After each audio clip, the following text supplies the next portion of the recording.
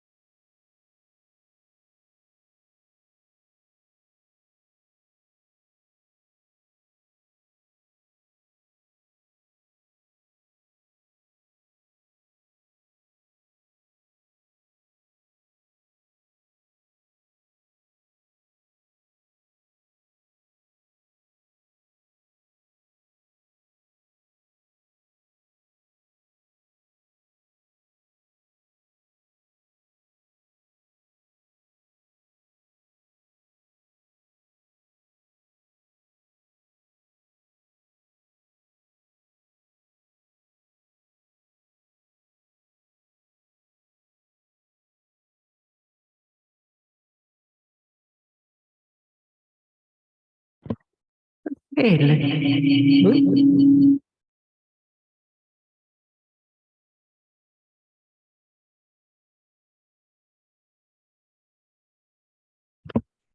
hey, let's get started.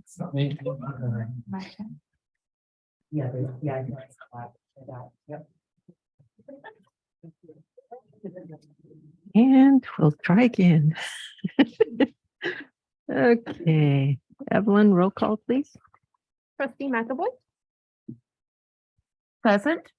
Trustee Wells, Here. Trustee Lawson, Here. Vice President Marcus, Here. President Diaz-Locum. Present.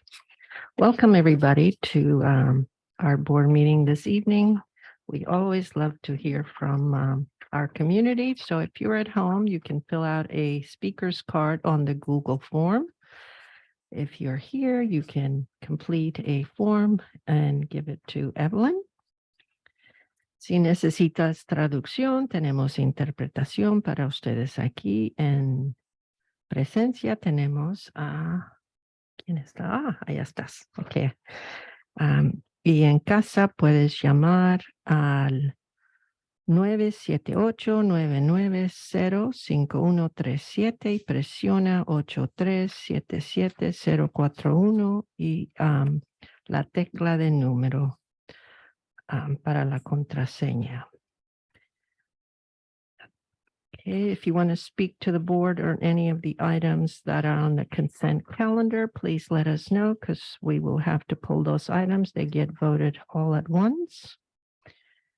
And with that, do we have any changes to the agenda? If there's nothing to discuss about them and no comments, I'd propose we move the second readings to the consent agenda. So that's 8.1, 8.2, and 8.3. And I also think we should, unless, again, if there's discussion, we should move the Measure U addendum application to consent as well. That's 8.4. Okay, we're all in agreement. Okay. And there's one more. Oh, I'd like to pull item 7.6 from consent items. We'll bring that back at a future meeting.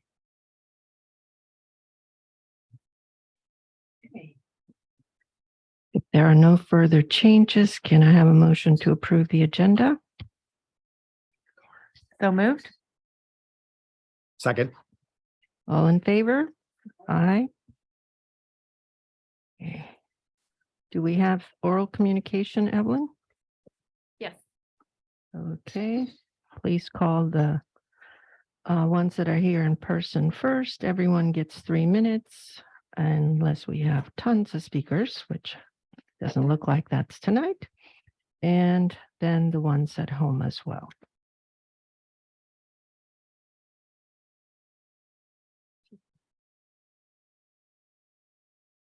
So Bronna, do you want to do yours at?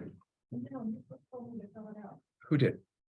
Oh, he was incorrect. No, Okay. you're fine. You're fine. You're actually going to present, so no. Okay. So. You're fine. No speaker card. Okay, and we have none online either. No other speaker cards. Then let's move on to the item 6, bond program consent items. Can I have a motion to move these items with item 6.6 being removed and coming back next time?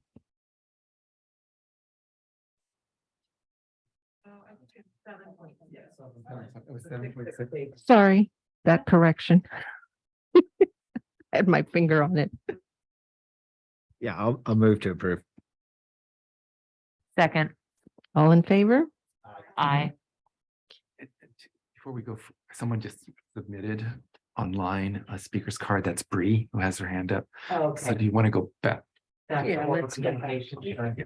Okay, so let's go back to item 5 for a moment, and then we'll continue on to 7.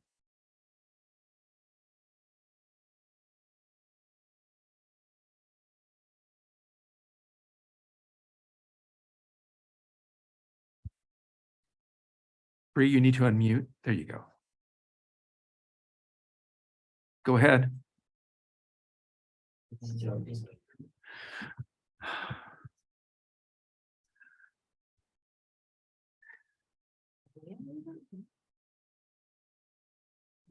She needs to unmute because it's on her end.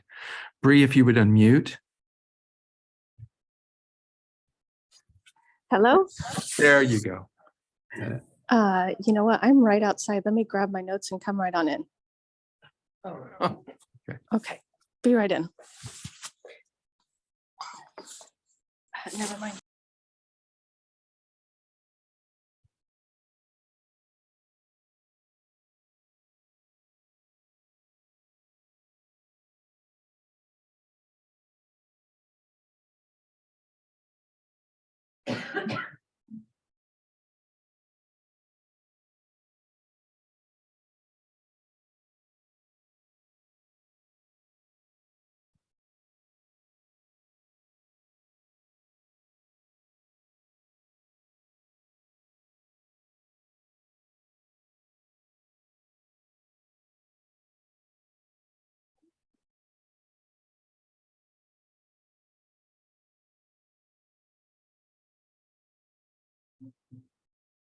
Come up to the podium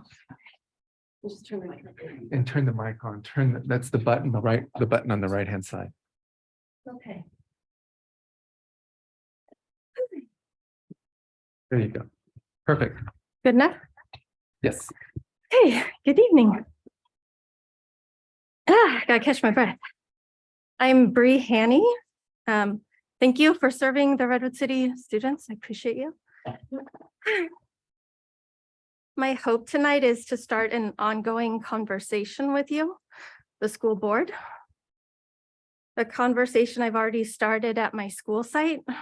I've just returned to the district since the pandemic, and I have a concern to address tonight.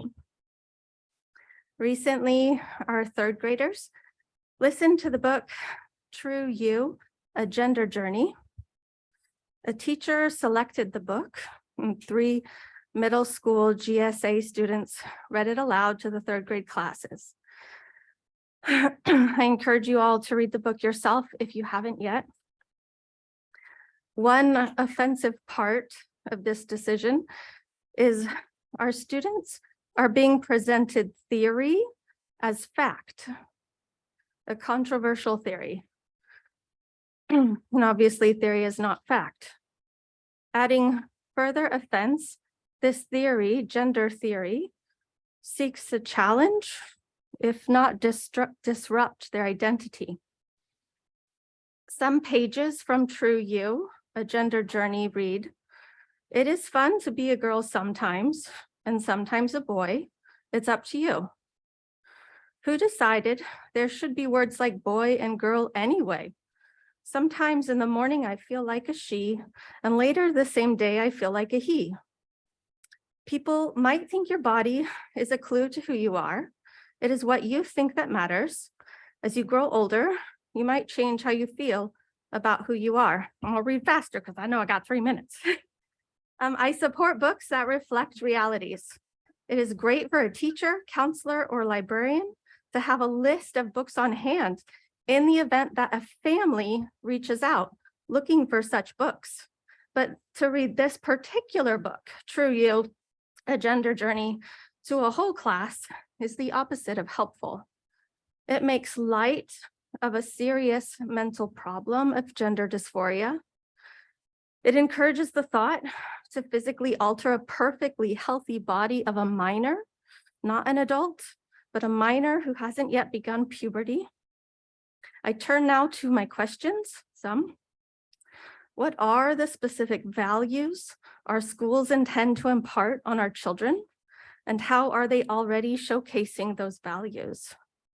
How can we create transparency so parents don't learn by chance that their children are learning controversial theory as fact, but are made aware of it prior to enrollment? I suggest we work together so parents aren't taken aback by the school's value system while casually reading through the school newsletter, which was the case for me. So I thank you for listening to me, and I sincerely look forward to being in touch for ongoing conversations. Thank you for your time. Do I hit the button again? Thank you. Thank you. Yes, thank you for coming and for sharing your concerns.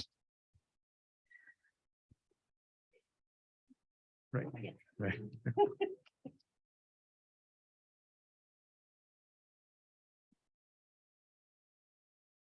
Okay, now moving on to the consent items on item 7 without 7.6. Can I have a motion to move said items?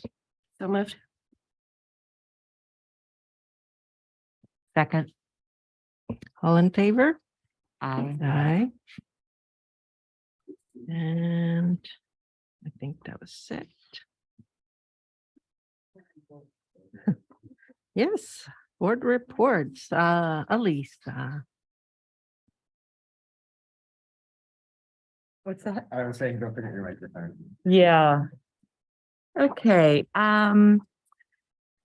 let's see. So we all went to the Orion ribbon cutting. I'll let somebody else talk about that because that was a very special day.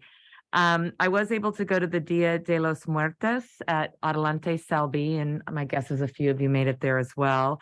Really wonderful just to see the turnout. And I know at every school, any event they're doing right now, they're getting the biggest turnout they've had just because people are so excited to get together. And it was pretty clear that was the case for this one. Let's see, I went to the Orion. After that, they had a Halloween parade one weekend, or Halloween party. And then the next weekend I did go to the Author Illustrators Fair as well, which was really nice. And that was really great to have back in action. And they had a lot of the same authors and illustrators there. And I noticed some of the former teachers and other staff were coming in. It was like a homecoming for them. It was very fun to watch. Let's see, I did talk to an art consultant that's helping, Susie Payton, and there's a group that are working on a feasibility study for a community art center. So they wanted to talk to a school representative. And we knew that John was very busy last week when they needed somebody to talk to him. So I went ahead and talked to them. It was like a 45-minute interview just to get the sense of things from a school district. And so that's moving along. And they are going to do a survey. I know they've already done one survey, but they want to do a very pointed survey to like principal leaders and PTO leaders to really kind of dial in more on specific school needs, which I think would be great. Hopefully it won't take very long, but as soon as I get those links, I thought I'd send them to you, Dr. Baker, and then maybe we can get them out. I think they really do, if in fact it goes forward, they want it to be a resource to the schools, which would be great. Looking at things like performing arts space, it might be a smaller kind of stage, but it could complement what we have at our school sites. Art studios and things that maybe people could go on field trips or use after school or on weekends or whatever. So anyway, and then let's see, I did go to Peter Fortinand's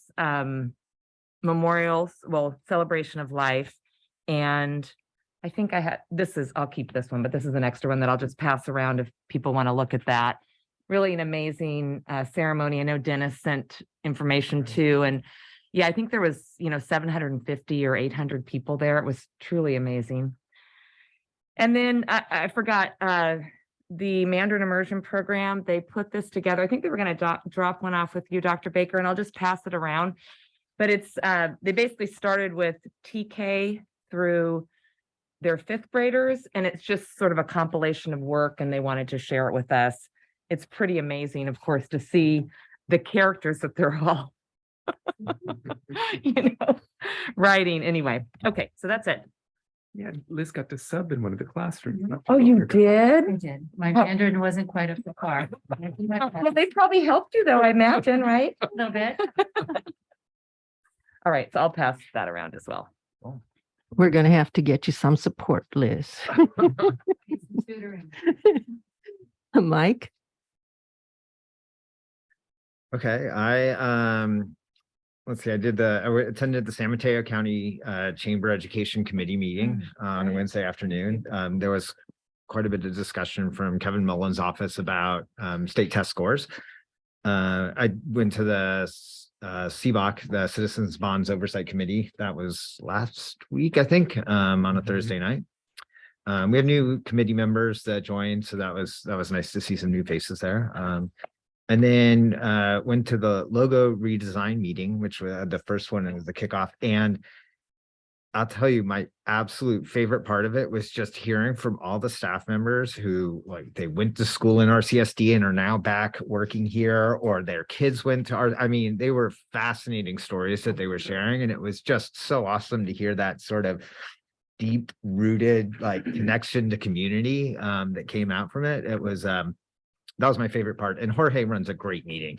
He really gets everybody engaged and knows how to give people kind of that prompt to be able to participate and get that in. So that was great. He's a great facilitator. I think mine were covered. I went to the Orion ribbon cutting. I was at most of the Chamber Education Committee meeting.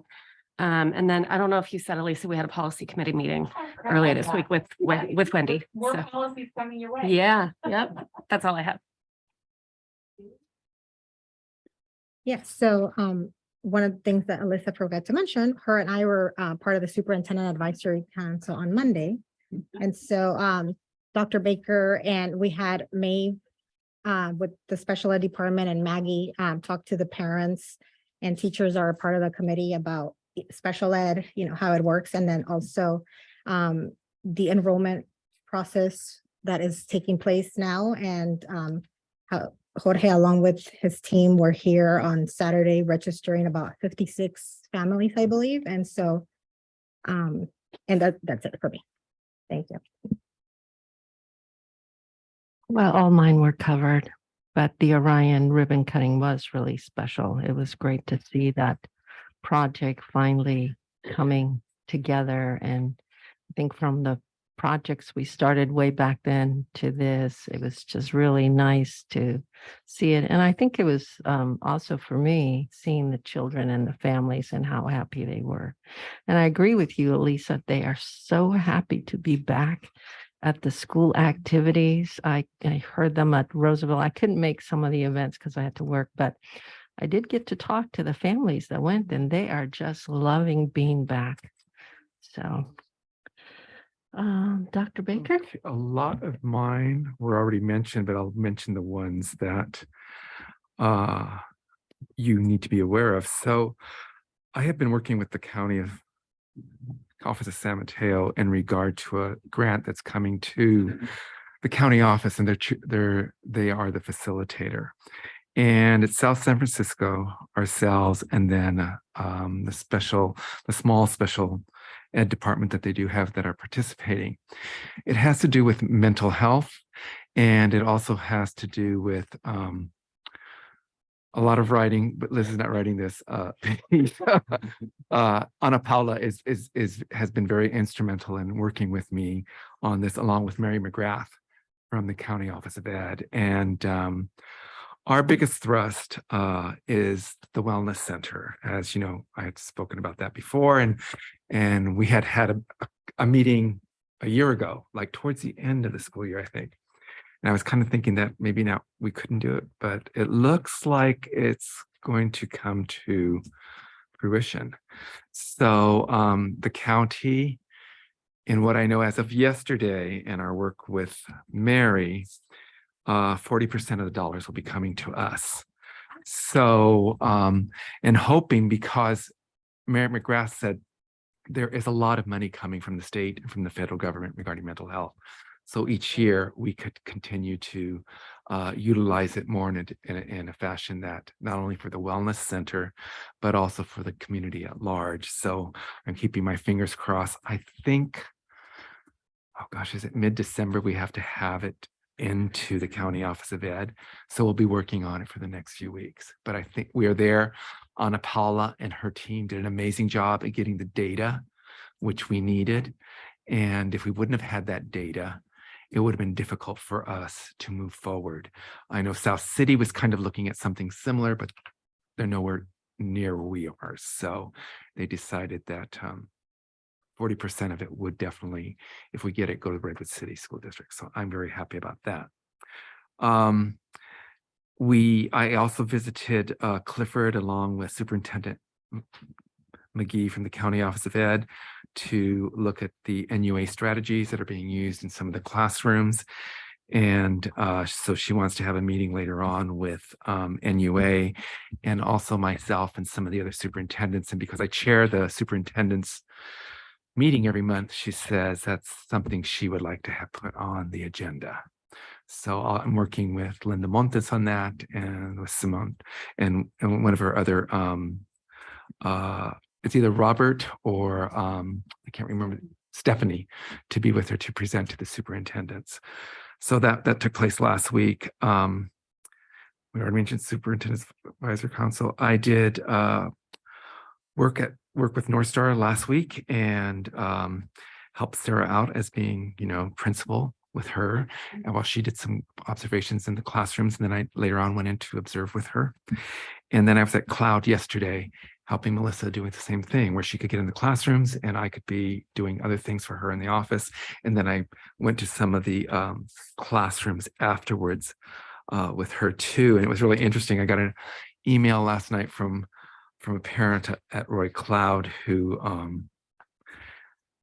her daughter spoke about me coming to visit the classroom and how engaged I was with the kids, and they asked me questions. And so I answered the questions and we just talked and we had a really good time. She goes, "I'm so glad you're doing that. And you're back to doing things like that again."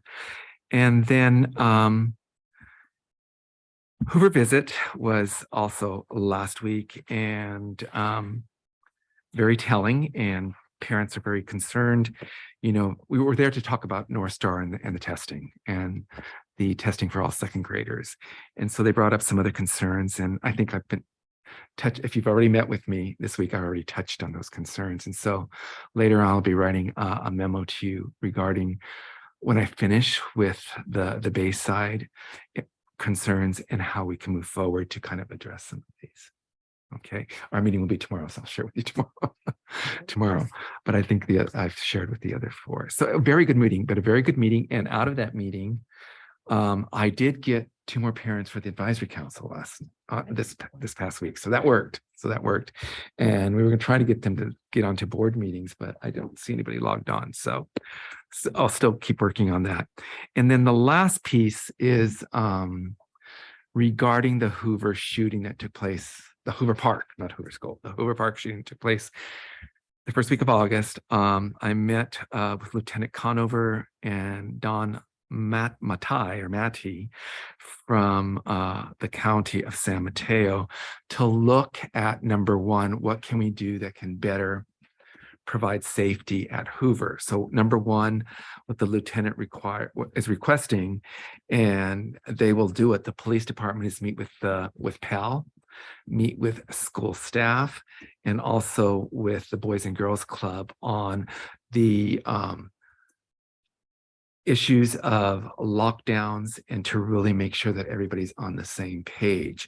The other thing that he is requesting along with Don is that there are more walkie-talkies at that school site, because Lupe was with me at this meeting and we were walking around the Hoover campus, the Hoover Park, Boys and Girls Club.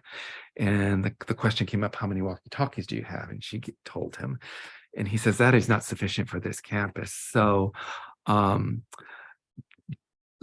what is going to happen is that we are going to do another walk with Lupe and Martin and determine the number of walkie-talkies, and the county is going to pay for it through Warren Slocum. The other piece that they said was necessary was those cameras for in the back where you're coming in and where you're coming into the school and where you're exiting the school, and to make sure that those cameras are in place. And Warren said, I just need to get him again the quantity, and the county will pick up that cost for us.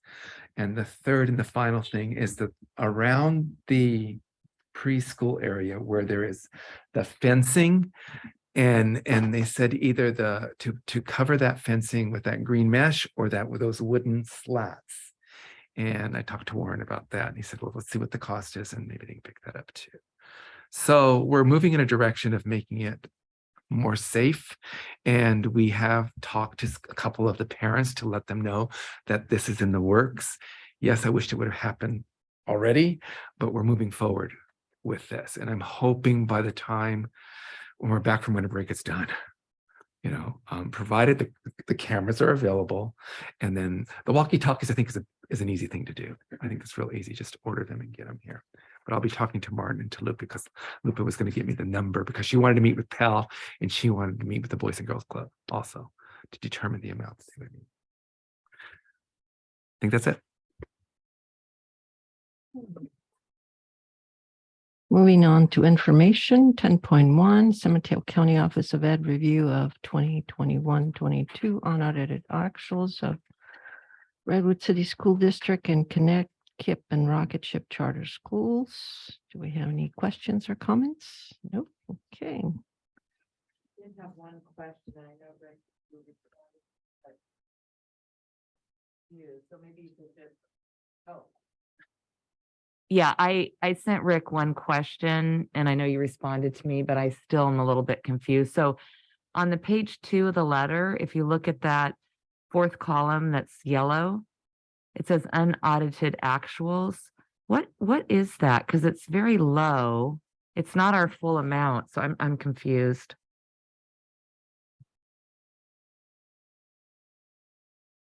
You're correct. I actually took your email as the two bottom graphs on the. Oh, side. okay, that's why the Uh, response was, you and I were talking We're apples and talking. oranges. Okay. So, Do you see what I mean? Isn't I that weird? do I see think that. they dropped in the wrong column. yeah, we'll have them correct that. Okay, that would be terrific. Thank you. A good thing I thought it was. Yeah, I was looking at it, I was like, huh, I don't know whose budget that is, but I don't think it's our budget. And then it's funny the way it was a confusing way I asked. Yeah, anyway, it was a hard thing to do over email. Okay, thank you. So you'll follow up with that. I mean, it doesn't necessarily change things because they're just reporting back to us, but I think we reported to them and they looked at, so we know what the numbers are, but I just thought if the public looked at this or something, they might be confused. So We'll have them. great, thanks. Okay, that's my only question. Now on to Empower Math and Reading Teacher Presentation. Yes. Liv will let you introduce this. I Okay, took your all right. thunder last time. I'm gonna go there. You're Put your gonna be mic on. surprised, I'm gonna share my screen.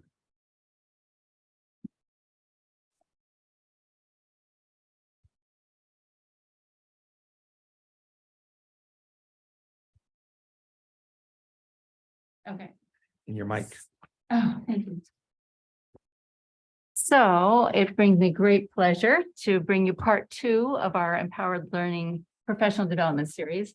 And the information that you received at our last meeting about our framework and our Empowered Learner Redwood City student framework and how that's looking as Branya and Kathy I have to take this out, are working with our digital lead learners. And so tonight we have how that looks in working with our content areas. And so we will be talking to you about what our Empowered Learner professional development looks like working in the content area of math and in reading.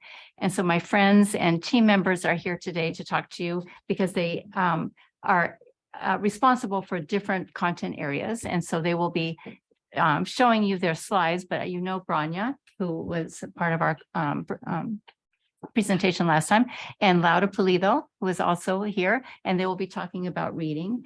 And then we have Kendall and Robin, who will be talking about math. And again, they'll say a little bit more about themselves and about what their program looks like. But we're so fortunate to have them with us here tonight, and I really appreciate their being here. So I just want to say a little bit about how we developed, in addition to the overarching, the framework of the Redwood City profile of our student, we really connected that. I want to make sure that this is pointed out to you to the mission and the vision that was developed in the past couple of years in our taking a look at the safe and supportive and inspirational and rigorous classrooms. And that our mission is that our district is thriving and dynamic and innovative and nurturing, right? So as we look at how we provide professional development, we want to reflect these values as well.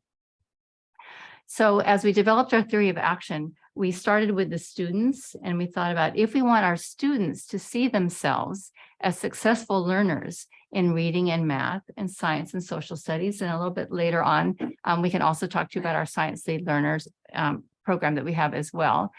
At their grade level, doing their work at their grade level, and to be able to communicate what they're learning in a variety of ways, and working together with each other to explore and to construct their knowledge, then our classrooms need to provide that for them. And the classrooms need to provide multiple ways for the students to learn, to represent their learning, and to reflect on their own learning, right? That it's not just a one-size-fits-all curriculum or approach to teaching. So in order to provide that in our classroom, then our teachers need to have professional development opportunities that mirror that, right? So that the teachers are goal setting, that they're choosing their learning methods, they're choosing the ways to show what they have learned, and that they reflect on that, because those are the qualities we want to develop in our students. And so in order to develop that in our students, we need to develop that in our teachers so that they have those same experiences as well. And that I put in here, there's nothing about us without us. You may have heard that. It's a very common statement in a lot of advocacy groups, in that don't just tell us what to do, right? Don't just make the laws and have us implement them if you haven't involved us in the making of those decisions. And so we are doing as much as we can to involve our teachers and our administrators in the development of these methods and of this way of looking at education and way of looking at what we want to see in our students so that they are bought into the work and that they are helping us design the work as well. We don't have all the knowledge ourselves, that it's a shared construction of knowledge. And then, of course, related to our equity board policy, that is the foundation of this work. And I know there have been some questions about the schools that are involved and the teachers who are involved, but foundational, and our team will talk a little bit about that. Foundational to this work is the development of an equitable practice and a way of looking at students that starts to turn around the historical underrepresentation of students being successful in these subject areas.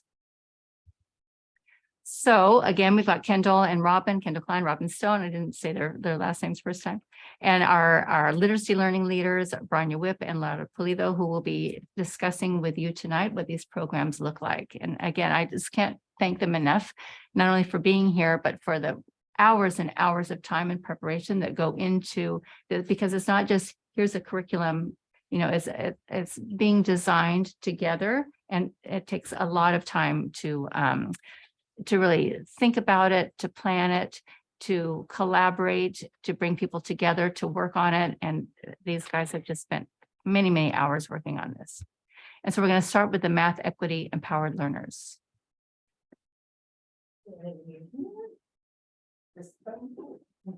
There you go. Okay, is this working? Yes, okay, cool. I got the clicker. Okay, hi, I'm Kendall Klein. I'm the 6th through 8th grade math teacher on special assignment, instructional coach. And I'm Robin Stone, Kendall's math partner and the TK through grade 5 math instructional coach. All right, so the math equity learner group. This is kind of our flow of where it came from and where we hope it goes. And so really it started off of the piggybacking of the digital lead learner group and seeing what impact they were having on the teacher leadership and collaboration and seeing the excitement that the teachers had. And so prior to the pandemic, really us as a team looking at the longitudinal math data and those equity gaps that have been identified, they're kind of everywhere. But for us, it shined a light on focusing what our staff development, getting our training and our learning. And so we were given the opportunity to attend Coaching for Equity and a national equity project. And the county also presented Pathway to Equitable Math Instruction countywide. And that was during the pandemic early on. And so myself, Robin, and some of our other teachers were able to participate. And that really spurred some conversation and more questions, as you know, educators often have, and leading to the desire to improve the outcomes for our marginalized students based on what our data is showing and what, you know, as a nation and in our state. And so again, kind of learning from some role models for the idea of creating a math equity empowered group as well. And so this allowed myself, especially during the pandemic, to create a cross-district connection among teachers.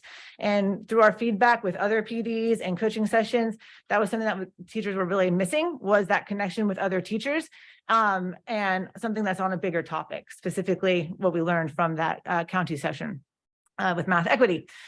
So from there, I'm in year 3 now of the group, and you'll see the impact that we've had in terms of the teachers participating, the students, and how it's grown.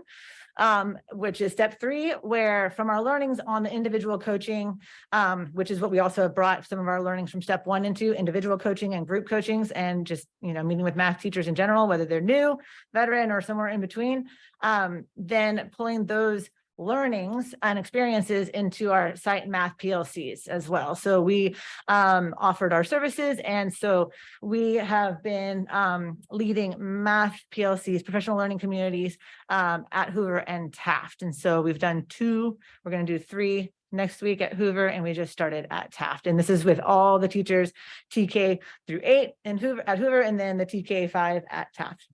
And really, the goal of this is kind of getting back to like pre-pandemic phase where we were able to meet regularly. And so having our teacher math leaders from the empowered group and from our PLCs, increasing that teacher facilitation and collaboration district-wide to get back and focus on a group emphasis on solving, this big question we have on how to eliminate those equity gaps. And so from the learnings across 1, 2, and 3, bringing it together. So our empowered teachers are now empowering other teachers and coming together and out of our silos, so to speak. And so that is our ultimate goal, is to bring it all together and get back to that teacher math leadership. And so the purpose of the meal program is to provide the opportunity for teachers to do these 3 things. What I want to point out is the purpose of our coaching, whether it's with an individual or a group, these are our goals. But what the meal program does is it allows the teachers to actually be the windows and mirrors with each other to reflect and discuss these topics and push each other in these areas, not just it coming from, us as a district or me as a coach, it's coming from them. So it's examining actions, beliefs, and values around teaching mathematics in a safe and open community of teachers as learners and practitioners. Engage in your own classroom research to set goals and to shift instructional beliefs and practices towards equitable math education that provides access to engage deep mathematical thinking and learning for our students in the margins, and reflect on individual practices in the classroom and identify next steps in your equitable mathematics journey that will close the equity gap. Whether that gap's within your own classroom, at your site, district-wide, we have different kind of tiers or levels of how we look at that. All right. So you've learned about the framework of the learner framework. And so these are just some quick snippets of how we are kind of fitting those categories. So empower learners. With this group, it is an opt-in. We recruit, we open application, and we take all who are interested.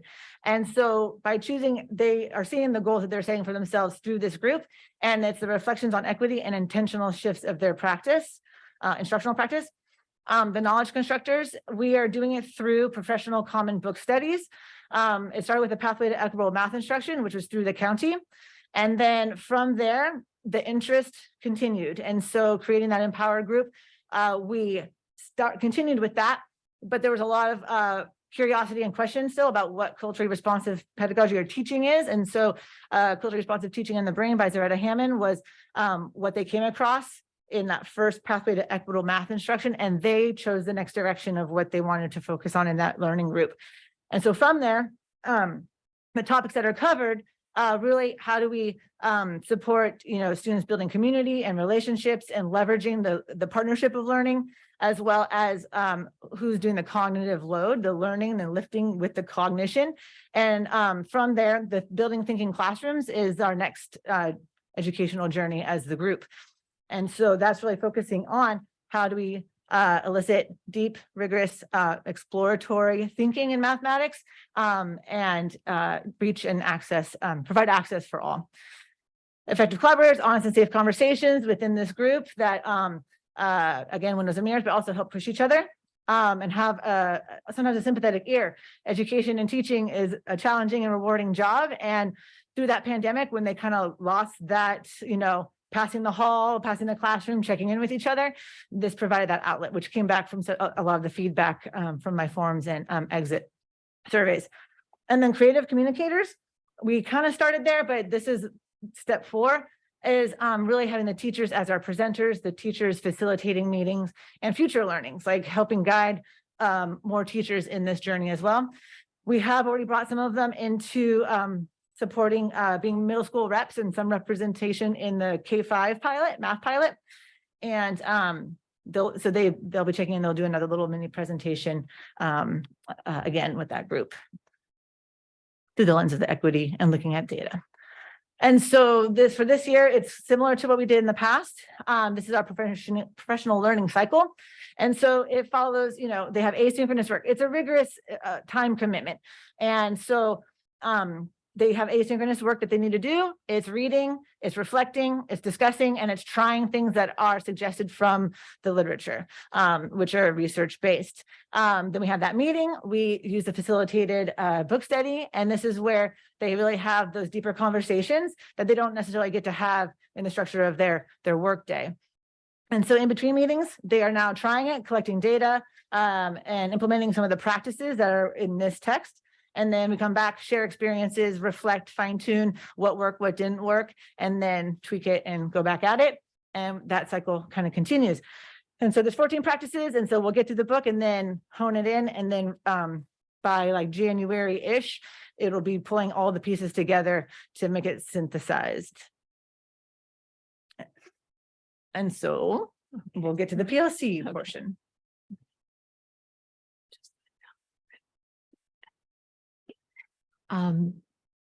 Right. So building on the work that Kendall has been leading with the meal program, we have been collaborating a tremendous amount in order to bring a unified math vision to the sites and to the teachers.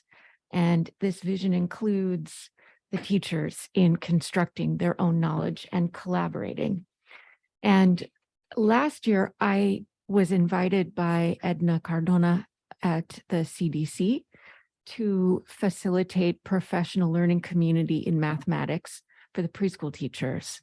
And so I'm in year 2 of facilitating a math professional learning community for the preschools, all 7 sites. We come together on a regular basis. We do math together. We've been exploring and implementing curriculum together, and we have been learning together, and it's been very powerful for the preschool teachers. Building on that experience and Kendall's experience as the facilitator of the meal group, we have collaborated on site-level professional learning communities at 2 of our priority sites, Hoover K-8, Hoover Community School K-8, and the Taft Elementary School, which is TK-5. I'm sorry, Hoover is a, well, you know, it's TK as well there, TK-8. So in order to facilitate these professional learning communities, Kendall and I do a tremendous amount of planning in advance. And then we bring the teachers together for in-person hands-on work where they're working in random groups with teachers from other grade levels. And then we compose for them resources that they can utilize asynchronously in the times between our meetings. And so what I have on this slide here are just the Google Classrooms that we have created for each of the professional learning communities. These are robust and dense, resource-filled digital classrooms that have videos and all sorts of links, hyperlinks and apps and so forth. And we also will create these launch pads for teachers for each session that they attend with us so that they have immediate access to the resources that we present to them on those sessions. And for the child development centers, I've been sending out a regular newsletter for the preschool teachers, showcasing the teachers' work with the children in the classrooms so that the teachers are seeing their own work represented, their own work in mathematics with their children represented in their newsletter, as well as I've been working with the preschool teachers on implementing a push notification system in Spanish where they can send short video clips to parents to help those parents learn how to engage with math activities with their preschool age children. And we aspire to do something similar to support both the Taft and the Hoover parents with engaging in mathematics at home. And so, oh, no, this is you. Nope. Oh, go. Okay.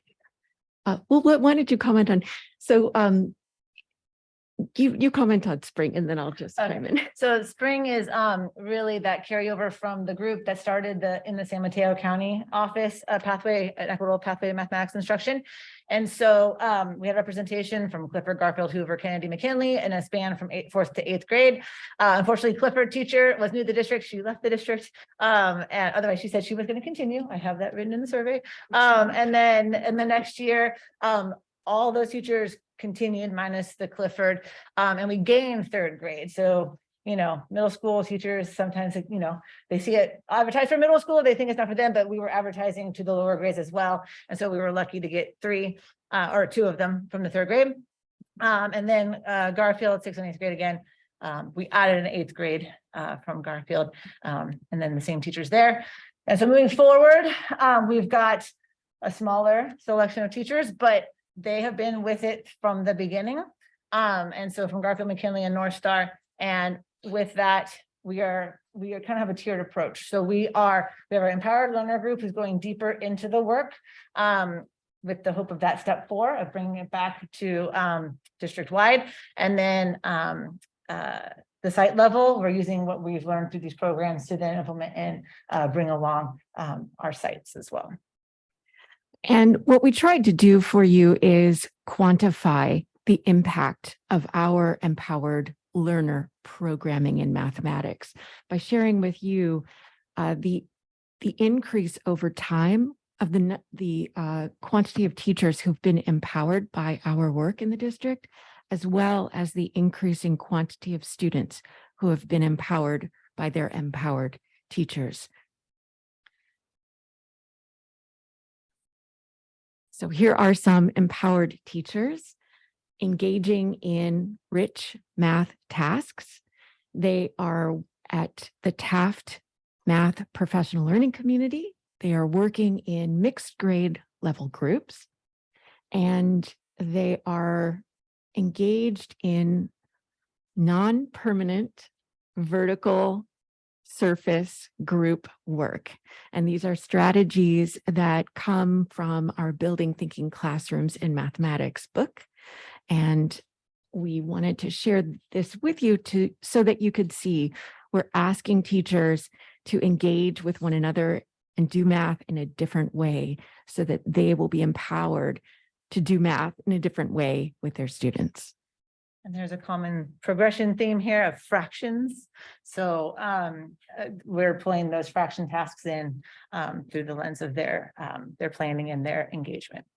And so this one, this is a classroom where they are then utilizing the non-permanent vertical spaces, vertical whiteboards, but they call it that from our reading. And it increases engagement, time on task, and communication within the teams and the teachers and students. We saw it in both. And so turning around and using it with the kids provides a lot of opportunities for thinking and learning and communication to happen.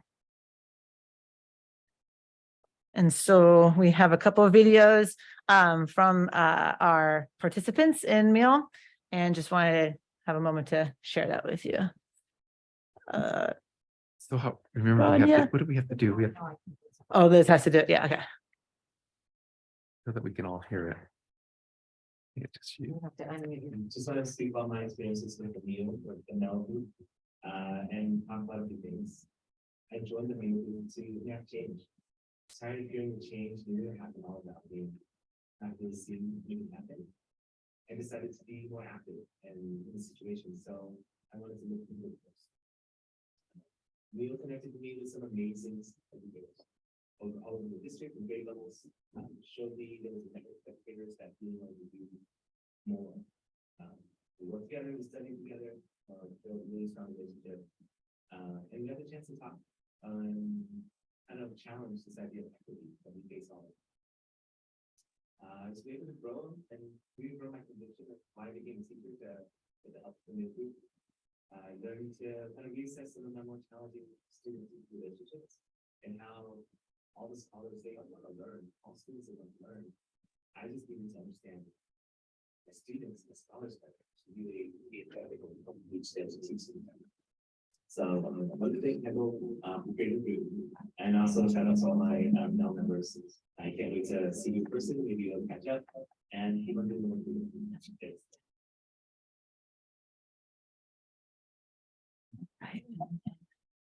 Next page. Hi.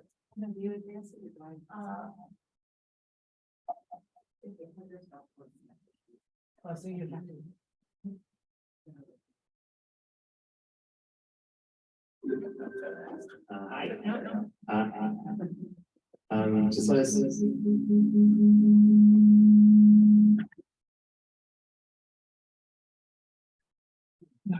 And then Liz, turn your mic on so maybe the audience could hear it. I don't know if they can hear it or not. There. Just- Oh, that one. Best practices and strategies for teaching more effectively for improvements. As we progress through the year, we don't.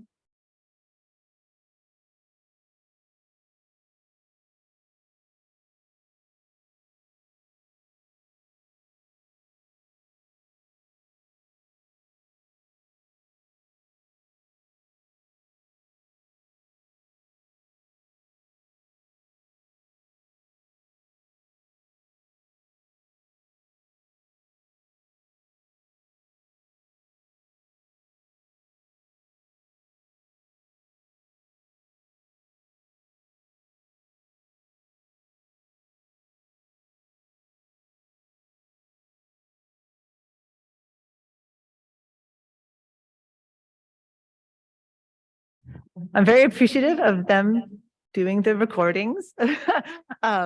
You know, we don't all feel very comfortable recording ourselves, so a big shout out to them for doing that.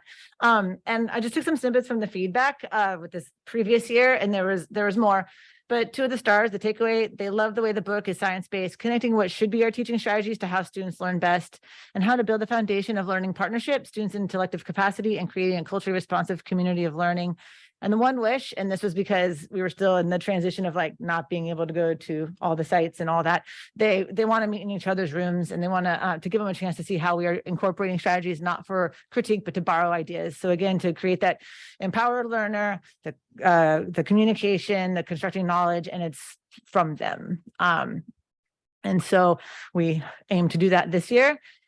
And this one, the final thought, from one of our participants. It was amazing. I have been teaching for a long time, and I felt this class helped me to look deeper into my practice. I did some things differently that I really feel made a huge difference. Thank you so much for helping me be a better teacher. And that last comment really isn't me. I facilitated, like I helped them connect, and it was them, what they brought to the table every meeting, what they decided, be vulnerable to share and to, take risks. And so that came from them. I was just lucky enough to be able to facilitate it.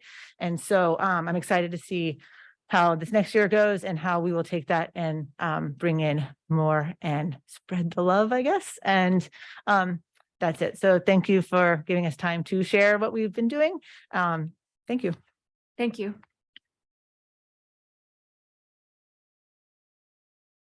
Did you want to stop to ask questions regarding the math, and then we can start the reading? Or do we want to wait till the end? Okay, perfect. All right.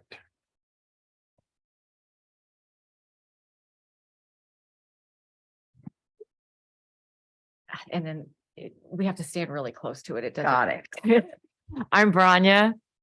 And I'm Laura. And we don't have as much content because we just started this program. We've had 2 whole group meetings so far and some small group meetings, but so mostly we're just excited about the path. That's right. So we'll start by sharing a little bit with you about our purpose and how we came to be. We are calling our literacy group the EL3 group. And last year, coming back to full-time in-person teaching was really exciting. We all were glad to be back. It also was a challenging year, right? We found ourselves in need of some changes because our children came back and they had different needs. Last year, we were approached by several of our reading specialists, several teachers across different sites who had concerns and ideas and suggestions about how to best meet the needs of our upper grade students who were still at the early stages of reading development in some cases. And so we did what we do really well, which is we did a lot of research. Yeah, we did a lot of research. We read a lot of books. We attended webinars, listened to many podcasts, and attended trainings ourselves. And then, of course, we went out to the various school sites and talked to different teachers to find out what they were seeing in the classroom, what resources they had available, and what they felt that they needed. And so that is how this EL3 program came to be. After we discussed it with Liz, and she supported us in moving forward. And so here we are. So the next slide tells us a little bit about our vision, which is that this EL3 group is based on the learner framework, which you have now heard a lot about. It leverages the research around the science of reading, but it is combined with the research about how multilingual learners learn to read. That is really important to us. And of course, equity is in the forefront. We believe that all our students should learn to become skilled at reading and writing and able to express and communicate their learning in a variety of ways, and that they do so in joyful and rich learning experiences in the classroom. So the idea is working together, all of the members of our cohort, we're going to craft a plan to finalize, roll out, and implement this new district literacy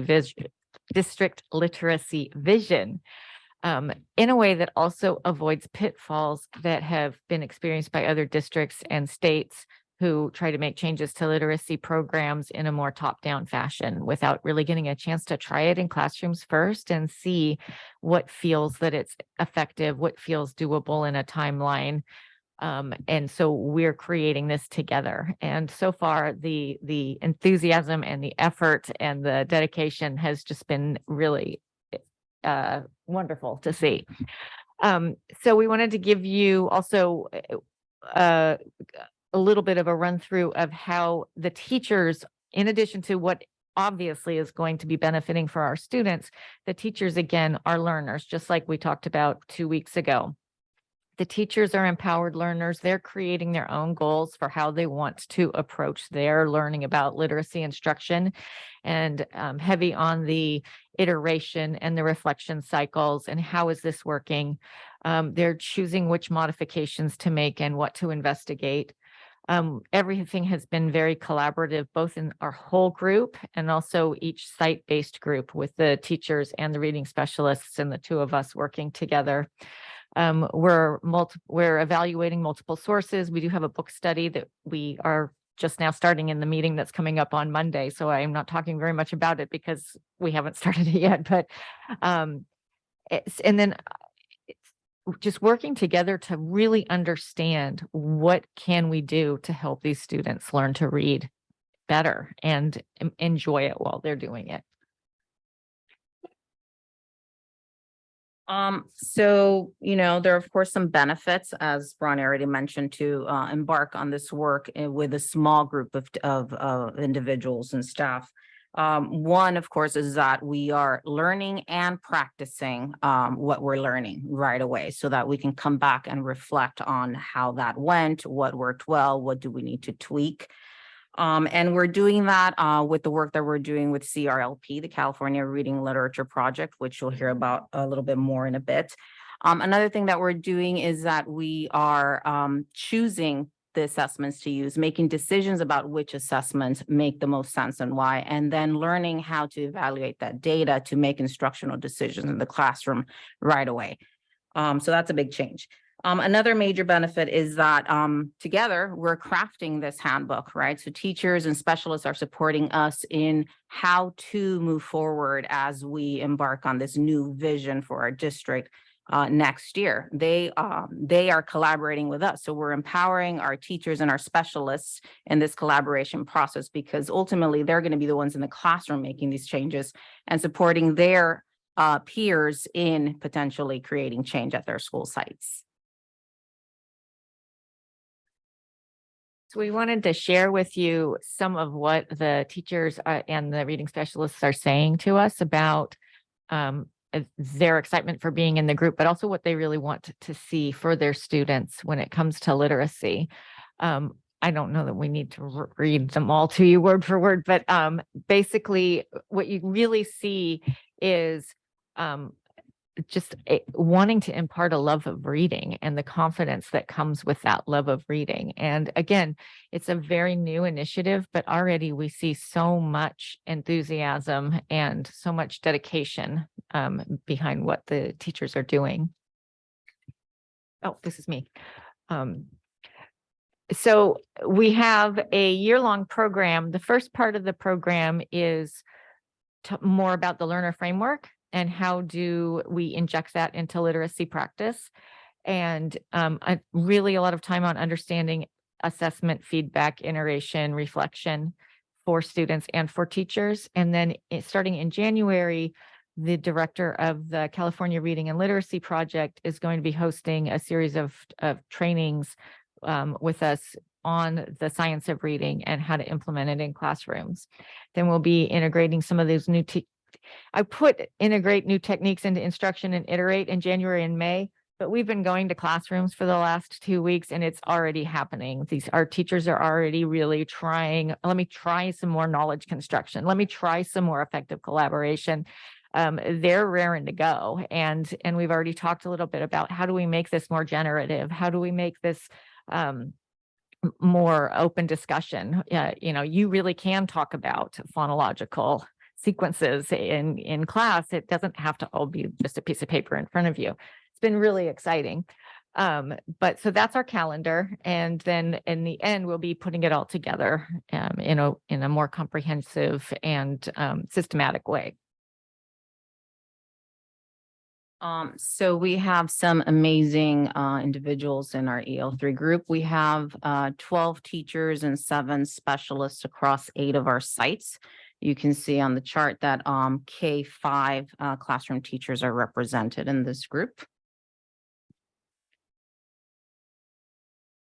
And this is one of our first grade teachers at Roosevelt. This is Kayla Camille. And let's listen to her thoughts about joining this group with us.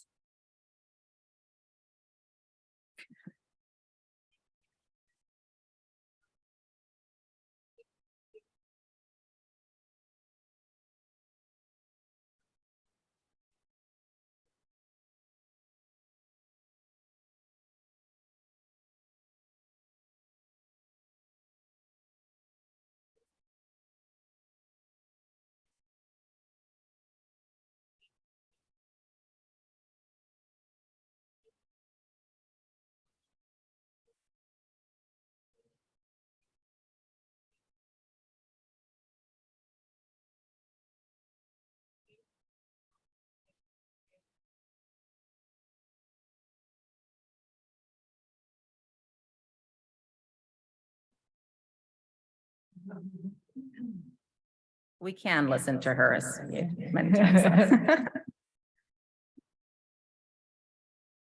And that's all we have. Thank you.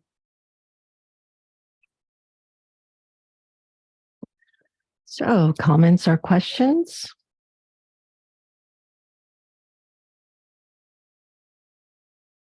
That was awesome. That's just so inspiring. I just so glad that you came here and presented that tonight. Kendall, Robin, Laura, Branya. Liz said it at the very beginning. I can't thank you enough. I think I want to echo that statement too. It's really neat to hear all of that. I did a couple of things that just to clarify, because I know that this is an opt-in program, and Kendall, you had mentioned that before, but the PLCs everyone attends, right, at the school?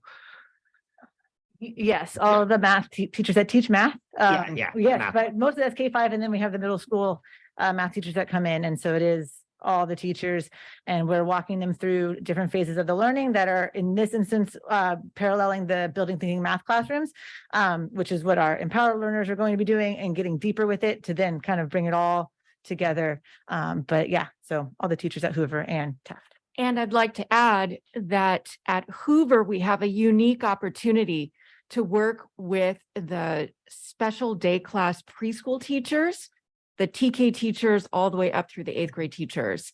And in the CDC centers, I'm working with all the teachers. So the lead teacher, in a typical preschool classroom, you have a lead teacher and 2 assistant or associate teachers. So every teacher is participating. And then on that level too, we also do some of the one-on-one coaching, being invited in. So I think between us, we've hit 4 or so, and one caught us on the way out from a meeting and asked Robin to come and, you know, check in with her and talk more about the math and some of the learnings and curriculum. So, so different tiers and levels of working with the teachers. Cool. Do you mind if I ask a follow-up? Yeah, question? go for it.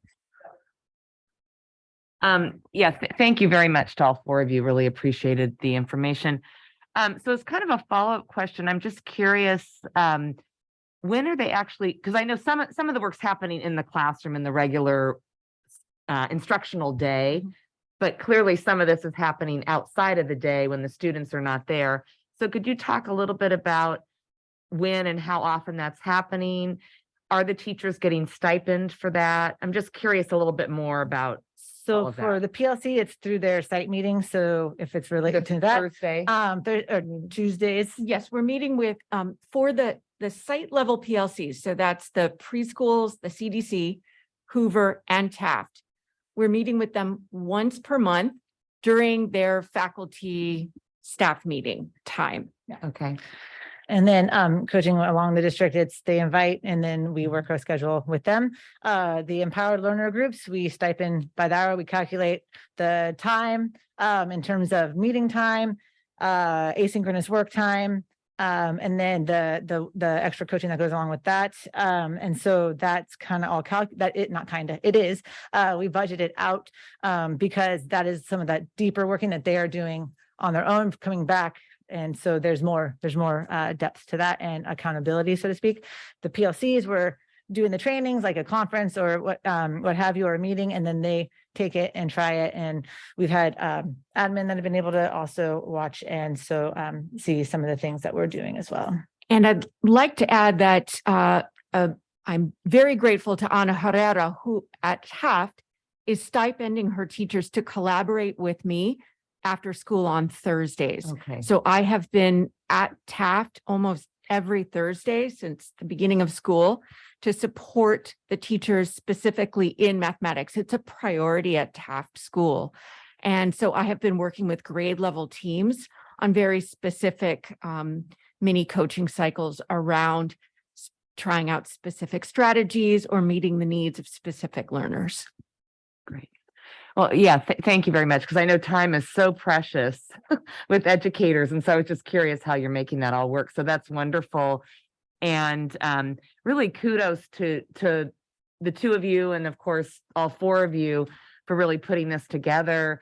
And then, you know, another kudos to those teachers who are signing up and really doing this, because it is extra work, but I'm sure they see the benefits in their educational practices. So it is really just amazing, right? I mean, and I love that it's teacher driven and individual goal setting. So it's very meaningful for the teachers, you know, where they're at and what they need. And so, yeah, just really amazing. Really great to hear. Thank you. And then the other question I wanted to ask, either John or Liz, was like, what should we be expecting for the outcomes if we're looking at this? Like, if we're looking at this program in a year or 2 years, like, what are some of the outcomes that we'd expect? We saw a bunch of the leading indicators of the number of teachers infected and the students affected by it. But are there other outcomes that we as a board should be looking for? Well, as a superintendent, what I'm looking for definitely is the difference in instruction and what is happening in the classroom and how that is really changing. That's one thing. Of course, we'll probably see later on down the road, test scores, of course, will most likely improve. The thing that I wanted to ask, you know, all 4 of you,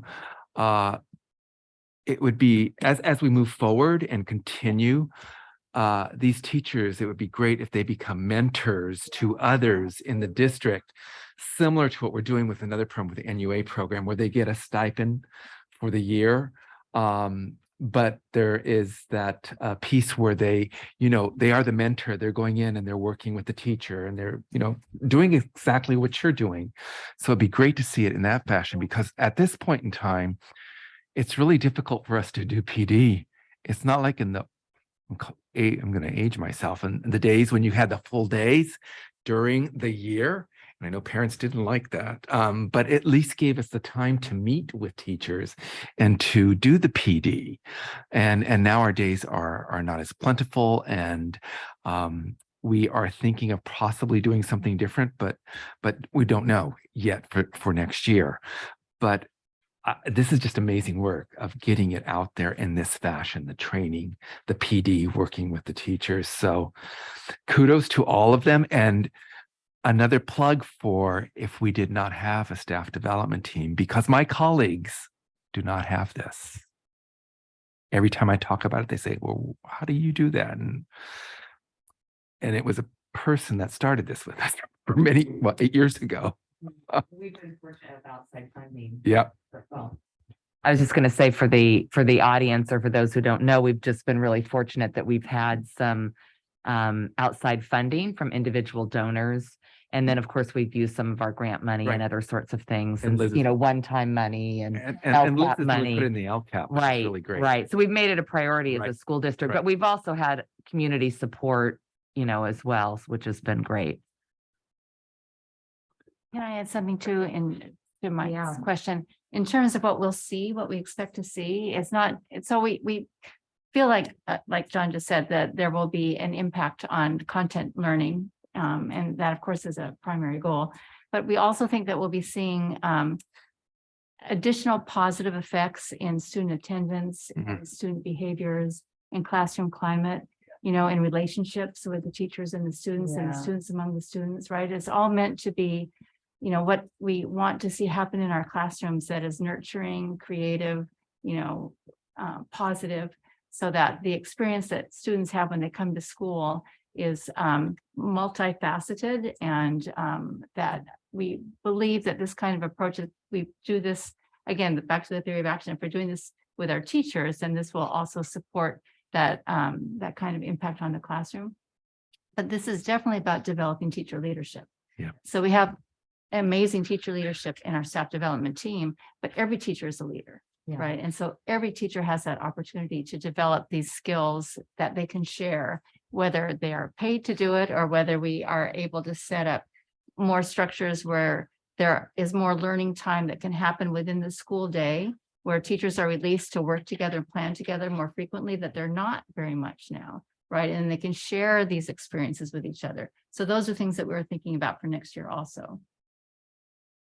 Yeah, that's great. I love hearing about the positive, healthy environment that it can sort of be created for in the classroom and at the school. That's wonderful. Love the prioritization that's in here too. The within a priority program, but just prioritizing this alone. Within it, saying, hey, where is the biggest need, and then trying to go after and address that, because we do only have limited resources. So really appreciate hearing that. Yeah, thank you so much. So I think my questions have been asked already. I just want to thank you, first of all, for the presentation. I think your programs are phenomenal. I want to go back to Liz, what you talked about at the very beginning was our mission, vision, and values that we developed a couple of years ago. And as a board, we were really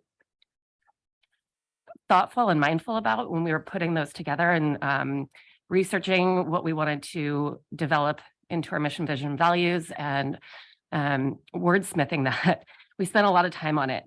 And I think I just want to say I really appreciate how much everyone here has taken those mission, vision, and values very seriously. And I see those at work, especially in this presentation. We talked about wanting to create a safe and supportive environment. And I see that very much in the programs that you guys are doing. And Kendall, I think it was you that said the teachers are being vulnerable, they're sharing, they're taking risks. That's because you guys have created that safe and supportive environment. So I just want to thank you guys for doing that. And I think this work is super important. So I appreciate that. That's all. And of course, I think we will never get tired of saying thank you. And of course, not just to you, but everybody behind the scenes, all the teachers, like we've said, you guys are leaders and you guys are running the Redwood City School District like we should. And so I do appreciate all the hard work and collaboration that goes in. I had some questions that I don't know whether you guys were the ones that responded or not, that I submitted to Liz. I do appreciate the fact that the teachers are opting in to join and collaborate in this program, are doing a fabulous job. One of the things that I would like to see, just like Dr. Baker mentioned, is I would like to see some of the younger grades starting, especially with literacy. The way I see it is engagement begins when the comprehension is there. And if we don't get the kids early on with the literacy, some of them may not even get the math concepts that would then just make it harder. And so, I do see one of my emphasis on my questions were on slide 14. And, again, we have 3rd, 4th, 6th, 7th, and 8th grade teachers. And I understand time is of essence and not every school or, teacher may have the time or they are doing other programs. But again, if we could get the students to be engaged and just up to par with all their other classmates, it would be phenomenal. And obviously we are doing a good job. Don't get me wrong. Everybody that's a really good job. I just want to make sure that you guys know that you guys are very appreciated. And we do appreciate everything that you guys do. So thank you again. Ditto. I'd like Cecilia said, I think for me, reading has always been at the forefront. If you cannot read that question, you can't do the math problem.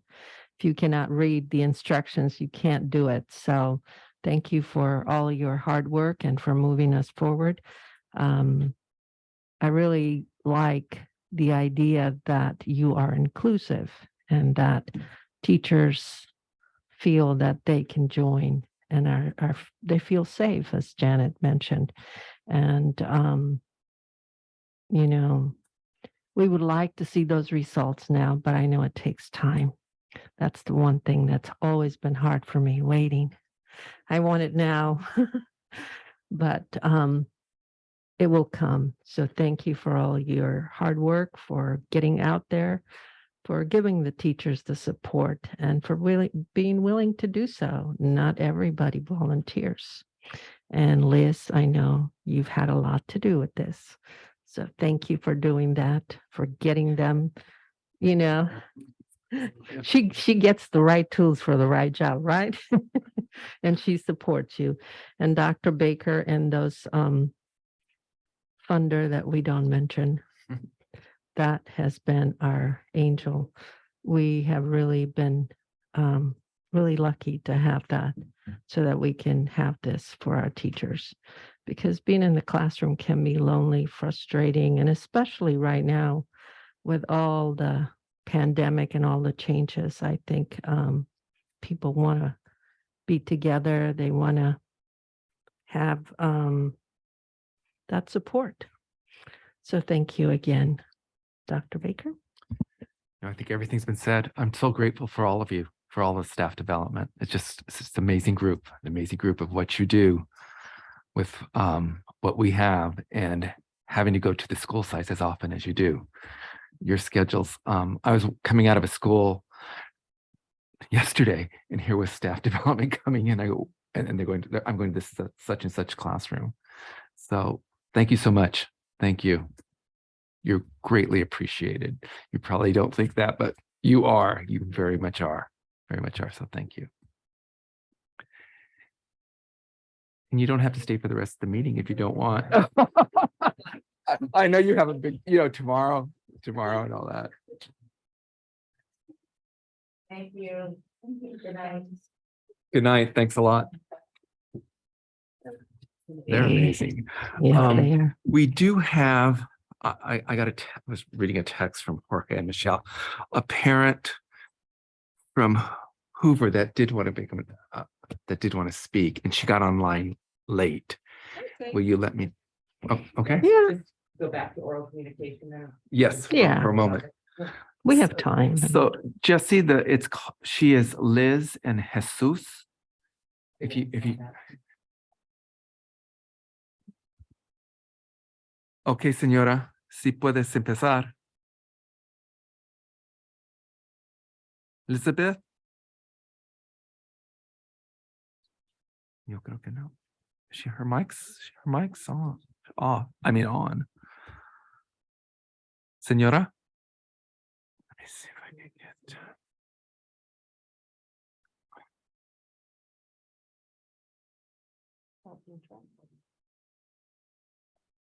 Michelle is on, but she can go ahead and speak. Señora, si puedes hablar en español con nosotros. I see. The little dots are there. All right, let me text real quick.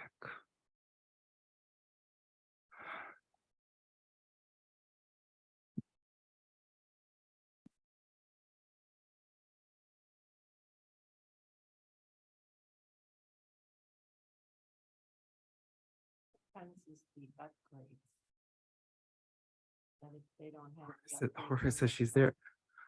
Yeah, Jorge, I know she's there, but for some reason, she's not connecting. And I see Jorge, you're on.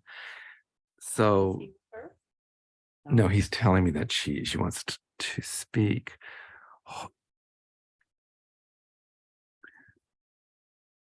Señora Elizabeth, si me puede escuchar, usted puede empezar a hablar. I don't know what the deal is.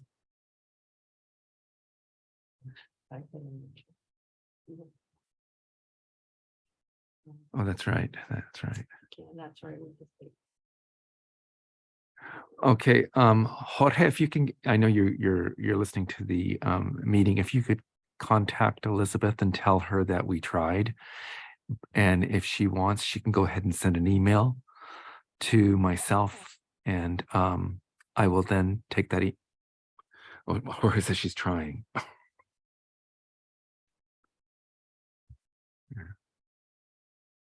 She kind of had this problem the other night too, when we were on the. She had to disconnect and she had to come back in. We'll ask her to come in person to the next meeting. Okay. All right.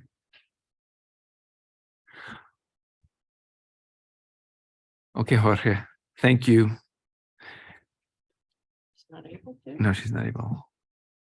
Tell her to log off, log back in. In a minute or two, try it again.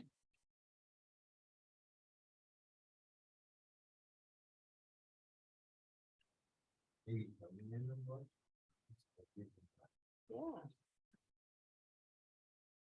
También, señora, si quieres llamar, usar su teléfono, puedes hacer eso. Si quieres usar el número, aquí Jorge, Michelle says she'll call her and interpret for her. Okay. Unmute Michelle. Can you unmute Michelle Ramon? All right, Michelle.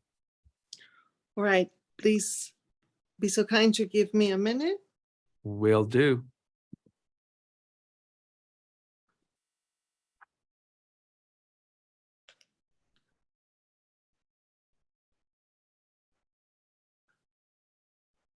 Hola, señora Elizabeth, soy Michelle Ramón. A ver, déjame ponerla aquí. Usted va a hablar, por favor, en español y yo voy a transmitir aquí a la mesa directiva en inglés, ¿ok? Ok, empiece a hablar, por favor. Hola, muy buenas noches. Mi nombre es Lisbeth Estrada. Soy una mamá de la escuela Hoover. Okay. Good night. My name is Lisbeth Estrada. I'm a mom from Hoover School. Tengo dos bebés, uno en en kindergarten y otro en educación especial. I have 2 students, one in kindergarten and the other one in the special day class in preschool.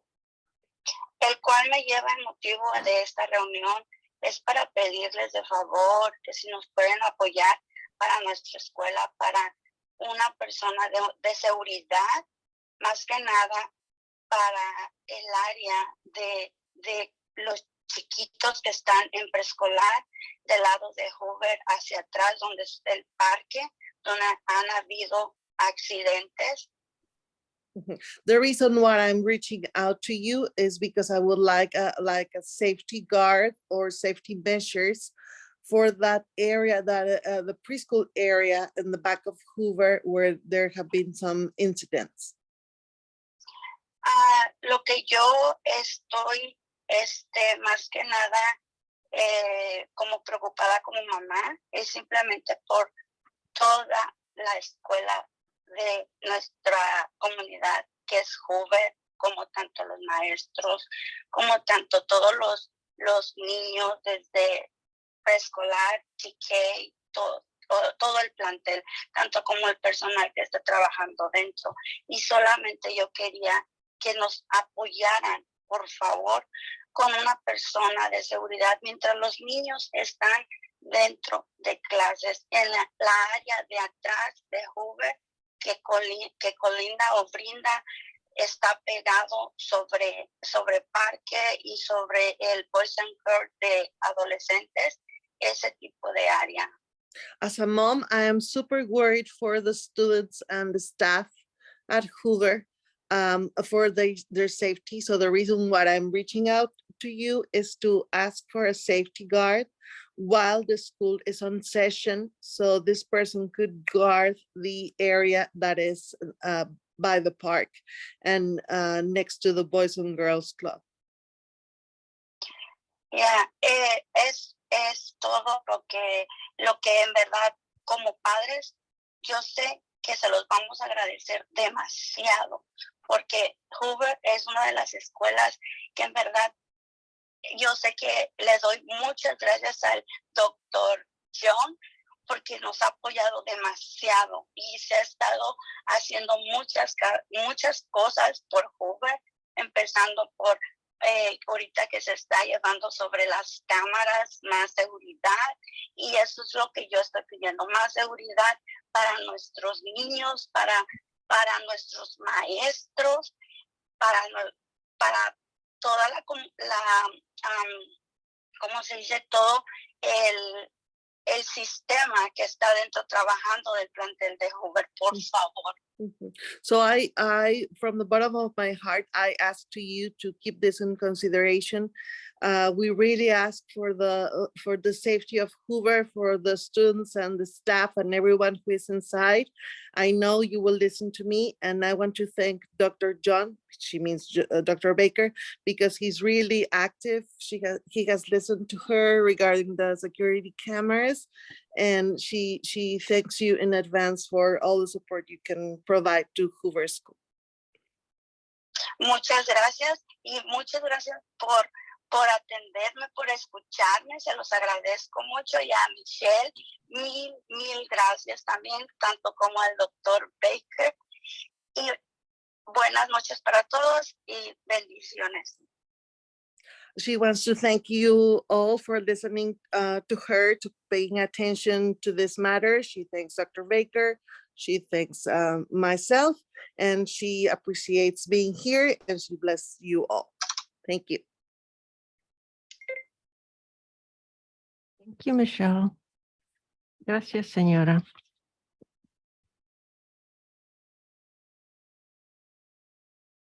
Moving on to 11.1 correspondence. We had emails from Bree Hennins, who we heard from today, Chris Robo and Megan O'Reilly. Any others? Yeah, there's also, we're hearing from another community member about questions about the CBOC, and I know that Dr. Baker's working on those as well. I think those were mainly, yeah. So 12.1, possible other business suggestion items for future agendas. None. Okay, board meeting calendar. Do we have any changes there? There are no changes. It's just that next week we are really focusing on the SIPSAs. And I know Ms. Wolf has already sent you a folder with them. Mhm. And if you're like me, I've been going through them. The principals will be virtually with us also at that meeting. And then I think we have a closed session next we week, do. right? And is that the workforce housing? Is that, or what is it? No, it has to do with HR. Okay. We didn't, Peter hasn't asked me for one for next week. Okay, round. Yeah, remember we put it off from last time. right, okay. I know we That have a was the committee meeting HR. We have a committee meeting. tomorrow, and so we'll find out, but We'll I, find out. I just couldn't remember what that, okay, so that's, it's HR. Gotcha. Yeah, and then I want to check, are we all going to be here on December 7th in person? Okay, can we do a closed session to finalize Dr. Baker's evaluation? Do that before the meeting. Yeah.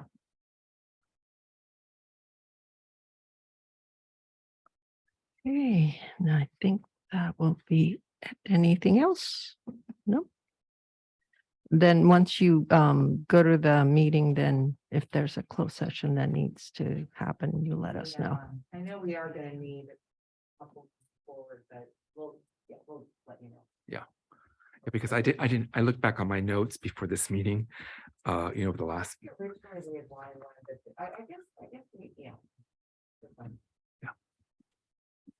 Okay, over to 14.1, adjourning the meeting. This evening, I would like to adjourn in memory of two of our parents that were tragically lost to us, Greg and Grace. Amen. So if I can have a motion to adjourn then. So moved in honor of our parents, or memory of our parents. Thank you. I'll second. All in favor? Aye. Thank you and good night.